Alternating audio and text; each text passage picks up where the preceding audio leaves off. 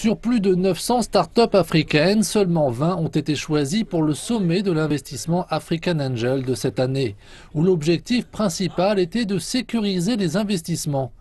Toutes ont déjà levé des capitaux, génèrent des revenus et ont élaboré des plans d'investissement. Aujourd'hui, elles cherchent à trouver des investisseurs dans ce réseau d'anges africains en pleine croissance.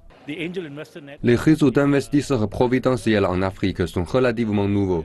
Ils apprennent qu'ils sont en croissance et ils sont bien placés pour soutenir les startups en Afrique parce qu'ils connaissent le contenu local, ils connaissent les défis pour faire des affaires en Afrique, ils connaissent les conditions du marché beaucoup mieux que les investisseurs en Europe et aux États-Unis. L'une des startups est une société d'analyse de données liée aux drones qui exploite les avantages des drones dans l'agriculture, ce qui contribue à façonner le secteur agricole.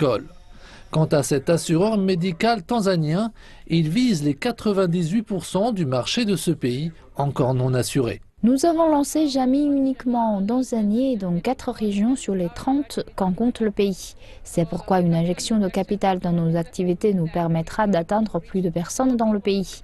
Cela représente les 26 régions restant sur les 30. Ça va nous aider à atteindre plus de gens et aussi à lancer notre produit au Kenya. Les 20 startups viennent tout juste de terminer un programme intensif de 2 semaines sur l'accélération pour les préparer aux investisseurs.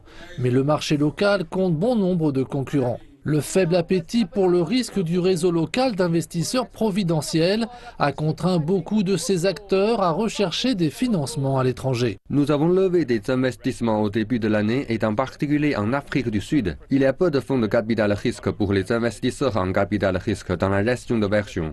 La majorité d'entre eux ne le sont pas vraiment. Ils ne jouent pas dans la même catégorie, ils sont plutôt destinés aux entreprises dans un stade ultérieur. Ainsi, le réseau des anges africains commencera à se développer et à s'adapter pour fournir davantage de développement lié au capital risque, ce qui renforcera beaucoup plus de start-up sur le continent.